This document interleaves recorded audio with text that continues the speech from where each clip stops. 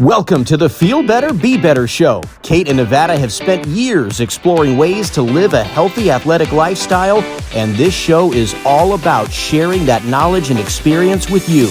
Today, Kate and Nevada welcome a special guest with their own unique experience and advice for living a better and healthier lifestyle. Hey guys, so this week we got to interview Allison with Birth Peace. She's a doula and she's a certified yoga instructor and she's absolutely great. So listen into this part 1, part 2 on how to be healthy during your pregnancy, as far as movement goes, as far as how labor goes, all the things as women you kind of go through when you end up having a baby and even afterwards. So you go ahead and take a listen today and I hope you enjoy. Now with your job too, going over like the birth stuff, and I know you can't prescribe any of it, but do you hit on any nutrition and exercise stuff that people can do to help guide them through pregnancy and being healthier? Yeah. My main one is movement, just in the sense of, you were talking about trends, not my personal trends that I've seen in the past 2 years. However, trends of births generally since about the 80s up until today, the number of sunny side up babies or OP babies has increased astronomically, because our lifestyles have changed a lot in recent years, and we do a lot more lounging and couch potatoing, and that's fine. And everyone deserves rest. Like rest is very important. But it definitely affects how babies are hanging out in our wombs.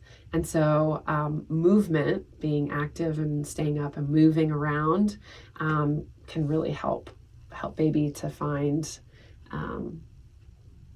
that optimal position. Better position.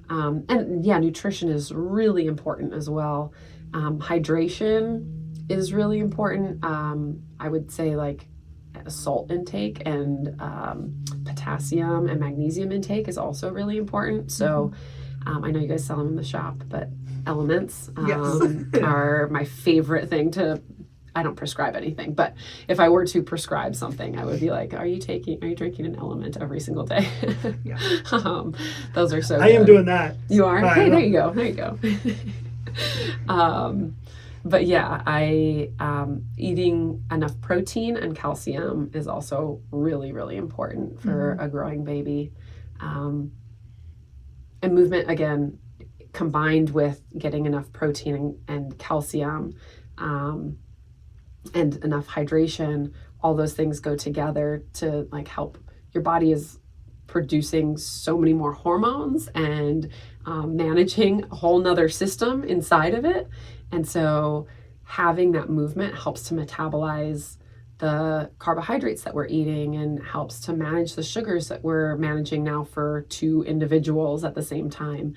And so that's really important as well. It's just like having that activity helps to move all of those things. Yeah. You got to get a real diversified diet so you can handle for the 2 different diets that are doing in the system. Yeah. And I mean, like, it's crazy, but like in pregnancy, your blood volume increases 150%, right? So like you're just moving more blood all the time. So like having that activity while we get out of breath really quickly when we're pregnant, because we're pumping so much blood all the time, it helps us to continue pumping all that blood and keeping a fresh cycle moving to baby, and just like keeping the whole system moving and healthy. Yeah, I find it so interesting how we've shifted our focus on, no, you want to keep moving, and if you did a certain amount of exercise before, you want to keep doing that amount of exercise. When I was pregnant, I worked at a senior center, and 70, 80-year-old ladies, they didn't do that when they were pregnant. You were supposed to rest. And everything was fragile and everything. And so they would get on me because I'd be moving tables and I'd be on my feet all day, and I'd be running exercise classes and lifting wheelchairs in and out of buses. Right. And they're like, you shouldn't be doing any of that stuff. Let the boys do that stuff for you. And I'm like, no, I'm supposed to still do this stuff. But it's just funny how the school of thought's kind of changed. It has changed, yeah. And I will say, right, like there are definitely certain pregnancies that need to be taking it easier. And, right, like depending on where you're at in your pregnancy, like that's also good time for rest, right? Like we don't want to ignore rest, which it's hard to find that beautiful middle ground in our world today because everyone's go, do. Like just, I said do too many times. That sounds about right. I probably need a couple extras. Just like it's nonstop and it's busy, and it's hard sometimes to find the rest. So I definitely have to cater my doula work based on the person that I'm working with. And it's very important to get to know them well so that I can say, I can tell you're a goer. Maybe you give yourself permission to take a nap every day. Like, I know it's hard to find that time, but maybe you rest a little bit. And finding that like perfect balance. I think it's interesting too. I mean, as far as the go, and we talk about, I mean, a lot of times it's, well, I'm driving over here and then I'm sitting to do this, and I'm driving over here and I'm sitting to do this. So you're going, but you're not really active. Yeah. So, I mean, I think when you get into that scenario, it's like, can you just give me like a 20-minute walk like twice a day or something, you know? And most people should be able to handle that and not overdo it. Right. But you're not trying to give him like, I need you to work out, 1 hour a day or something like that. Just give me like 2 good walks. You can be on the phone if you want. Yeah. We meet people where they are, right? Like, and you talked about sitting in your car to go here to sit here. We know we sit a lot, and that's right. We see a lot of OP babies because we're sitting a lot. We also get really tight hip flexors. And right, it all comes right back to the beginning of we want to move, keep things happy, keep baby happy, keep mom happy.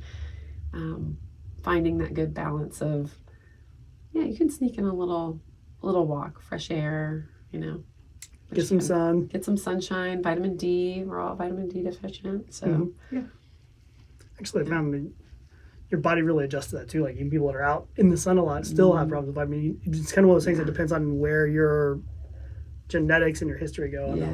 Yeah, it's fascinating. I also heard that vitamin D, I probably should do my research before I say this on a recording, but doesn't matter. I say stuff that's wrong all the time. You're good. Do you do fact checking? No, I'm the one that creates the fact checking. Like, you probably should look at that. There's something about your irises. Your eyes help to process the vitamin D in your body. Okay, that one. Have you heard this one? Yeah, that one stems from Huberman. I can't remember his first name right now. Adam. I get whatever.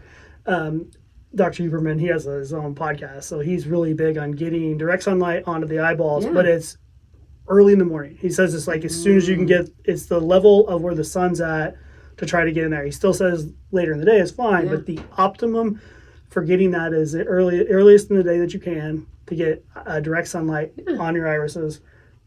But his whole thing is it mainly sets the circadian rhythm. Which helps them process. Helps everything process better. Yeah. So hey, you fact checked me live. Well, I just listened to too many podcasts. Okay. The Huberman Lab podcast is great if you want extremely dense 2.5 hour long podcasts. Okay. Which is not my thing either. But I'll pick up like 20 minutes. Yeah. Oh, I'm smart now. Yeah, there you go. It works. Do you have anything else? Oh, I do, but mine's total different. Yeah. Angle. Let's take a turn. Okay. Let's do it. Because when you were talking before about, setting up the plan and everything like that, it kind of makes me wonder a little bit about did you realize how much psychology you were going to be doing when you were getting into this world? I mean, having to deal with the way people think, being able to read them, being able to figure out the right things to be able to ask them and plan for them. Yeah. No, I never really thought about it from a psychology aspect, but I majored in conflict resolution in college. That was my degree, and so I really want to start an argument right now. I don't know why. Well, I'm also a Libra, so like I'm very much about the harmony. So it kind of fits with my astrology chart, but it kind of brings in that balance of like being able to read people, listen to what people are, what are they saying underneath what they're saying, and like checking in, like, did I hear maybe you're a little anxious about this, just kind of trying to get to the core of what people are trying to say. Well, I'm thinking that the more births that you've done, you've been through, I think you might be able to start picking up on little things that were said or done beforehand that might help you cue in Right. more going forward. Oh yeah, Because you for may sure. see some of those things start being able to pick them out earlier to help out. Yeah, and right. Every birth that you attend, you kind of, no two births are the same, so you kind of develop, oh, I'm gonna have to think about that the next time I run into something similar, or you just kind of use it for every future birth. It kind of morphs. Now, did you do doula? Were you doing doula before you had your kids, or did you pick up that afterwards? I attended my first 2 clients before my son was born, and then I had my first, and then I've done the bulk of them. I haven't done any since my second was born 5 months ago. So I did the bulk of my births between my own births. So I think where I'm going with that is I'm curious because did you? How much did that change from like your theoretical understanding on the first 2 to actual understanding afterwards, and then maybe even a little bit more on your next one, like how much you might take things differently? Yeah, drastically. I don't think in a word. Yes, there you go. Yes. The more births you attend, the more you see about birth. Duh, right? Of course, the sentence makes sense, but it definitely informs decision makings. And I always say too is like the choices that I make from my own births don't necessarily impact anybody else besides me and my spouse and my kids, right? And so somebody else walking my shoes, attending the same exact births that I've seen and I've attended, they might very well make 100% different choices than I made. And that kind of just comes with the territory, is that birth is a really deeply personal thing. And my job as a doula is to just say like, hey, what do you want? What works best for you? Like, it doesn't matter what my birth looked like. It doesn't matter how I gave birth. It's a cool story, right? I could tell you my story, but it doesn't need to impact you and how you choose to have your baby, because what works for me isn't going to necessarily work for you. Just like the shoes that I'm wearing on my feet probably aren't going to fit either of you, right? Like, maybe, I don't know. Probably not. Sounds like a challenge. No, but I think the biggest thing for me is, and I think it's somebody's got to start a drinking game on this one for me. I think so. Is that perspective? I'm always pulling in a perspective. We're like 50 episodes in. I think you've used it in every single one. Pretty much, yeah, exactly. So that's what I think when perspective. All right. Yeah, well, that's what I think when you had some before you're pregnant, which you can read up all you want, and then you had a kid, and you had one birth there, so you got to see that. Then you did some, other births, and then you had another one. I'm just like, I can only imagine how many different times you change your perspective in and out of all of those. 100%. And it's just amazing how much you're like, this was important here and not even important at all over here. Very much so. Yeah. And I think, that goes for anybody who has, you've said it in every episode of this podcast or this show, right? For a reason, as perspectives change as you move along this journey of life. As you learn. Theoretical knowledge versus actual knowledge, and I guess theoretical versus acting knowledge are 2 very different things. So like, read all the books you want in the world about birth. When you're living it in your body, it's very different.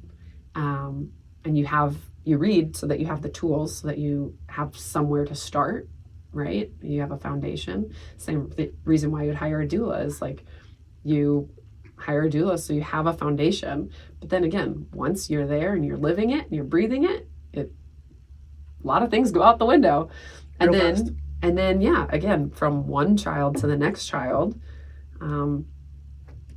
whole different experience, whole different journey. Your body's carrying differently, your body's affected differently, the hormones of the baby affect you differently. So like, there's a lot of things that maybe weren't something at all in the first pregnancy and now are a huge thing in the second pregnancy. And I also think like baby personality plays into that quite a bit. Is like, I don't know, your whole mood kind of changes based on I was gonna say, even just as a mom, from kid 1 to 2, 3, 4, however many you end up having, like, I'm sure each birth, you're like, oh, this first one happened like this, so I know what to expect, and I'm sure it's nothing like what you did the first time. No. Like, it's gonna be its own thing. And same with, like you said, kids' personalities, especially when they come out. Like, you might think, oh, I'm doing pretty good at this aspect of parenting or whatever. I'm sure the next kid will just completely turn it on its head because it's going to be different. 100%. And, right, like, we haven't even touched on postpartum, right? As we've been talking so much about birth and labor and pregnancy, postpartum is its own whole other journey that's very different. And same thing applies, is like, you know, first kid, you kind of have an idea of what postpartum is going to be like. If you've thought about it, if you've planned for it. Sometimes we kind of skip the planning of the afterbirth part. You're done. You just get into the birth and then you're good. Yeah, right. You just get to the birth.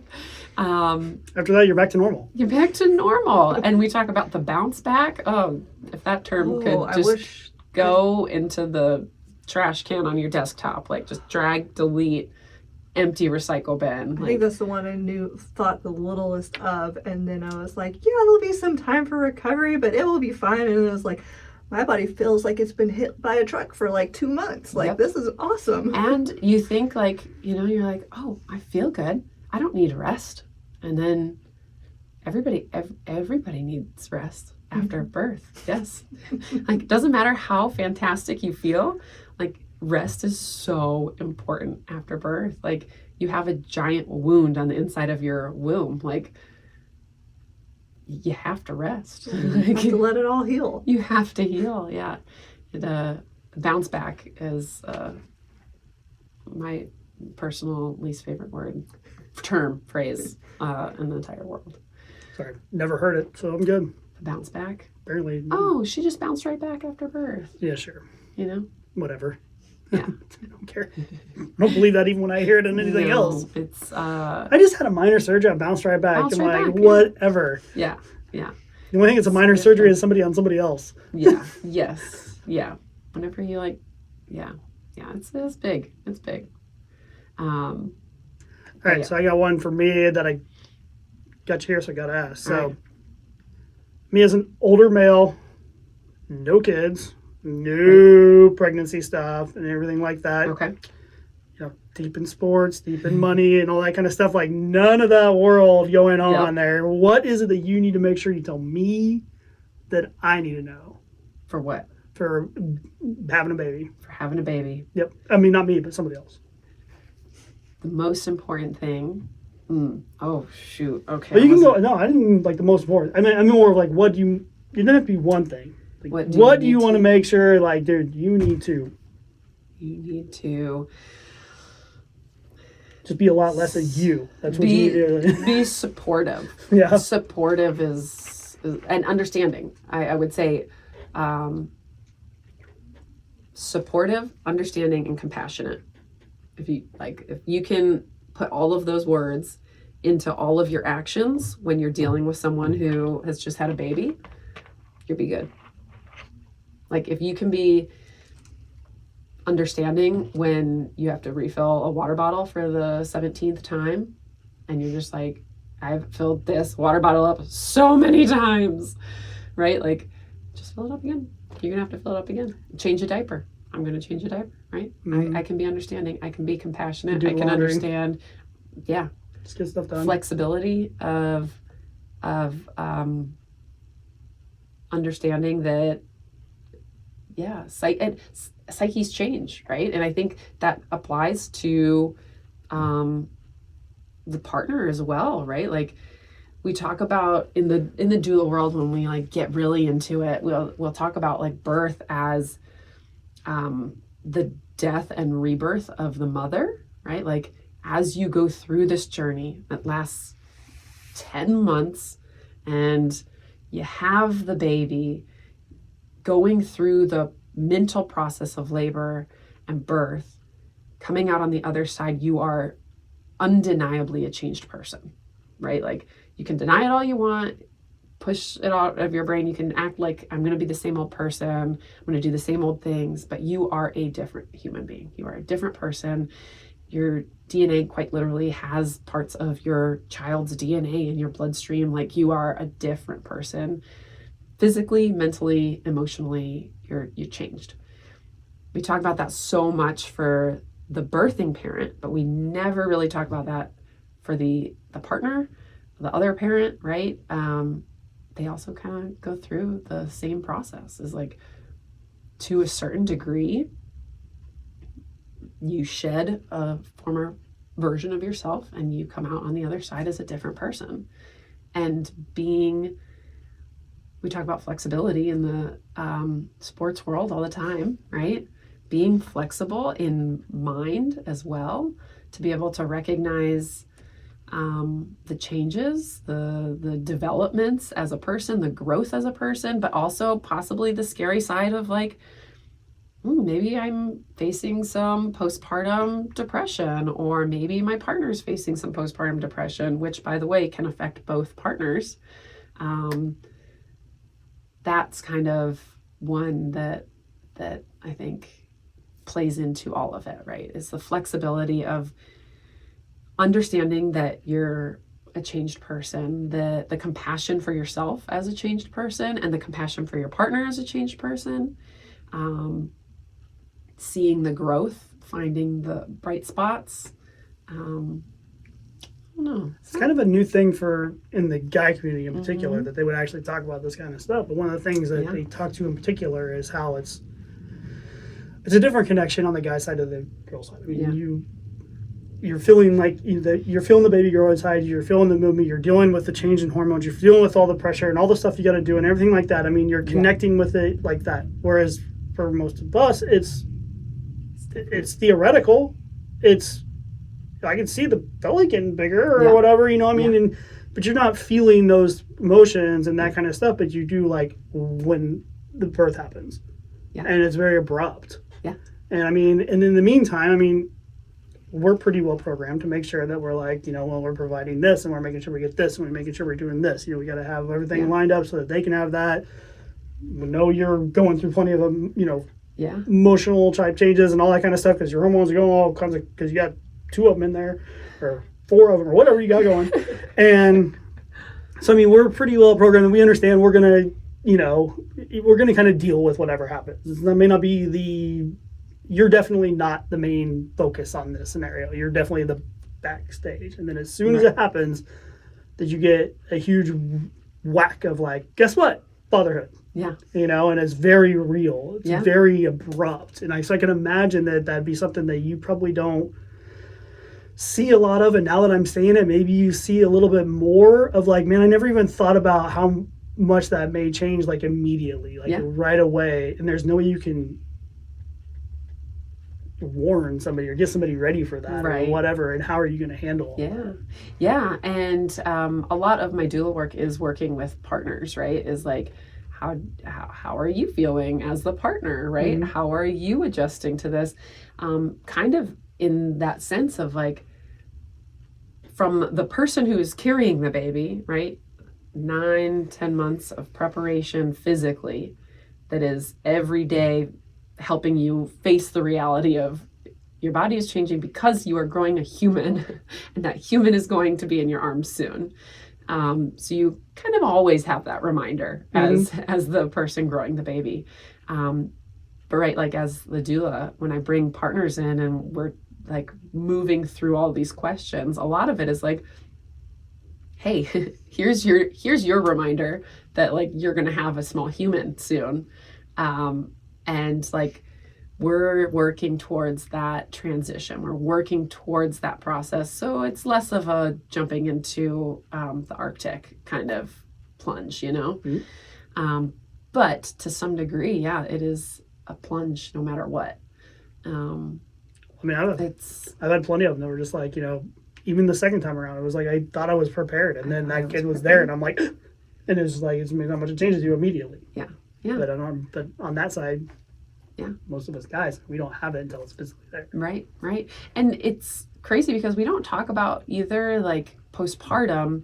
We don't talk a lot about like the bonding and connecting phase, because a lot of the narrative that's out there is just like, you're going to see this tiny little baby's face and you're going to instantly be in love and know that love knows no bounds. And a lot of times it doesn't quite work like that, right? Like, it's not as movie magical as you might seem. So you say that. I know more guys that are on the other side because the baby doesn't necessarily connect with them as well. I mean, if you're talking, especially as somebody that's maybe not around the baby all the time, so they can even hear that secondary voice all the time. Like maybe they're not living together, they're not really together or whatever like that. Then they have even a harder time connecting to it. It almost carries on because then it's like, well, here it is, and I'm supposed to be a dad, and I'm not even really connect with this thing, and you almost are starting to get the estranged right off the get-go, which ain't going to get better. And it absolutely does get better. It can get better. I mean, I'm just saying, I'm like, it could ease if you... It could go down that path. If you start seeing the mom as well going like, well, you just don't connect to it, so I'm not going to do it, and you start... It could make it worse. Right, it absolutely could. And that's kind of why I bring it up, is because there's so much that, like, we only have this vision of, like, I saw the baby and my eyes grew hearts in them, and I was a heart-eyed emoji, and I was staring at this baby, and I knew I loved nothing more in the world than this baby.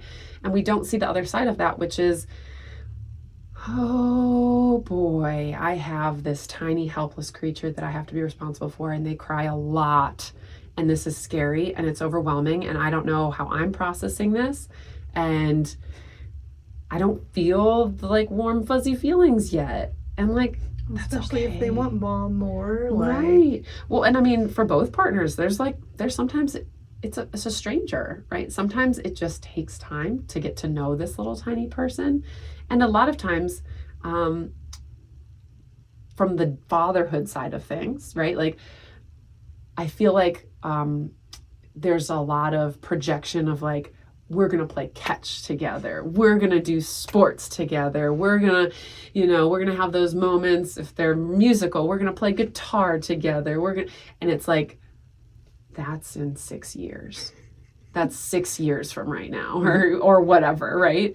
And it's hard to connect to a baby, especially because, right, depending on how much experience you've had with tiny babies, I feel like societally, women tend to get pushed towards the nurturing and the baby holding more frequently than men do.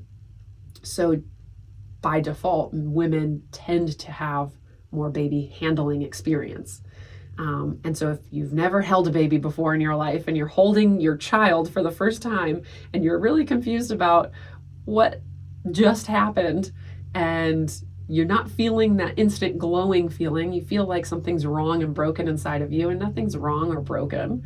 You're just holding a newborn and you don't know what you're doing, and maybe you've felt like you've known what you're doing your whole life, and now you're faced for the first time with, what am I doing?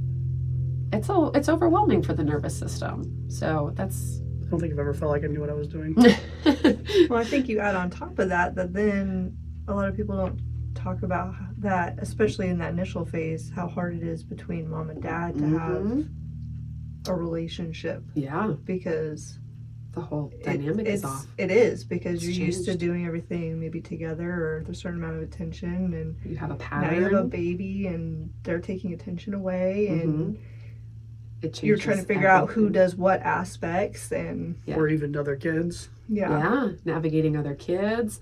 Like, I just had my second, 5 months postpartum. We have a 2-year-old, and we had our routine. Like, I was super pregnant. We knew we were having a baby, right? I had the giant belly. We knew what was coming. And postpartum, right? Having a baby, no matter what, throws your whole routine, your rhythms, everything that was normal is now abnormal and messed up and all sorts of wonky. And you have this crying, helpless being that you have to take care of, and also try to figure out all your other interpersonal relationships with, whether that's with your mother, your mother-in-law, your 2-year-old, your spouse, whatever it is, your dog. I mean, pets, right? Pets are even... The number of times I've forgotten to feed my dog breakfast because my routine has been off. Sorry, dog. He gets like a noon breakfast. It's, it is what it is. He'll make it. He'll make it. He does. He's still around. He's good. He's kicking. But, right, like, that's a tiny The example. neighbors fed him anyway. It's probably true. A tiny example to show, like, everything changes. Everything changes, and that includes interpersonal relationships. Your partner is like, yeah, everything shifts. And if you don't have the capacity or language to talk about it, it's even harder. Yeah. I'm curious, so how did your 2-year-old handle that? Because I know when they always want to have a sister or brother, and then it kind of changes. He's obsessed Right with now? his brother. He's obsessed. He calls him my baby. Nice. How's Theodore? Oh, my baby's good. My baby. Or if he's crying, my baby's crying, mama. Mama, go, my baby's crying. Oh, okay.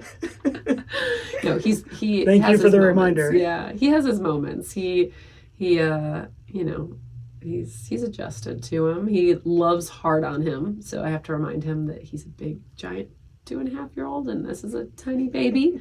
No, you can't poke his eyes, and no, you can't Carry him around however you want. carry him around. No, can't do that.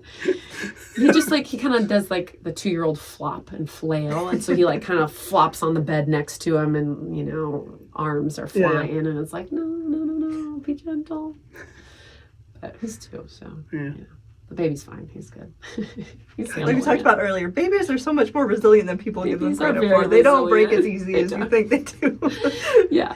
The number of times he's been thwacked by a 2-year-old limb, and he's just been like, all right. Sorry, kid. It's on the record now. I think oh no, they'll get me. Yeah. I think the one that cracks me up is when you were talking about the dads, and now you're talking about the 2-year-old. Like I can remember how many times I've heard guys that were like dads that were literally like, I think he's gonna have a really good arm. Like, look at that, and I'm like, he threw that over there. I'm like, he's crawling. I'm like, how do you can't even walk yet? I would, no, but you don't say that. Yeah. You're just like, yeah. I mean, yeah, gonna have a great- MLB quality. Yeah, he's gonna be good.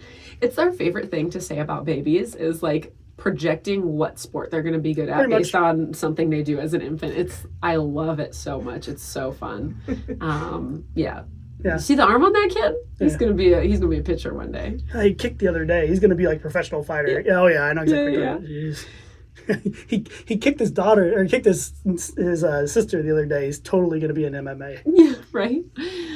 Oh yeah, we love to do that. We love to do. Oh, we got a future quarterback. Or big babies versus smaller sized babies, right? Like, what's the favorite one that has around my house right now is, he's going to be a linebacker. He's built like a linebacker. He's going to be a linebacker. Like, sure. Yeah, they always stay. They don't change at They all. don't change at all. He's going to have those roles forever. Well, I think all of my friends who were tall when we were in elementary school who weren't tall when we got to middle school and high school because they just stopped. They stopped growing. Yeah. Depending on when you hit your growth spurt, it's like, well, maybe not professional volleyball player, maybe not professional basketball player, but they are an accountant now. Who would ever do that? This is crazy. It's funny. Yeah, we never look at babies and go, oh, that one's gonna be a really good tax filer. It's always an athlete. Who knows? Someone's gonna be a great store manager of an Abercrombie and Fitch. Right? Yeah. You never hear that one. The jobs are endless. There's so many of them. Yeah. He's gonna be a great Uber driver. Sorry. Yeah. I'm going to be great at programming the robot that's going to eventually take all of our jobs. Pretty sure that's gonna happen real soon. Right. All right. Anybody got any other last questions, or just gonna? I didn't think so. Thank you very much for coming out and teaching me all about all that stuff. Birth and babies. And I was gonna say birth, but I couldn't cover that. And we covered it a lot. all the Everything. other things. Postpartum. Yep. Yeah. Birth. Yoga. Yep. We got it all. Call it a day. Well, thanks for having me on the show. I Thanks. appreciate it.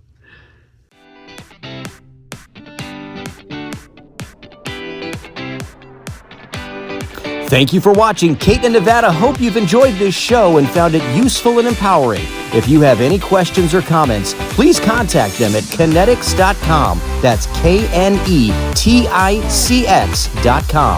They're on Facebook, Instagram, and TikTok as well. And please write a review of the show. Kate and Nevada appreciate hearing the feedback, and they welcome your reviews, and your word of mouth will help others learn how to feel better and be better.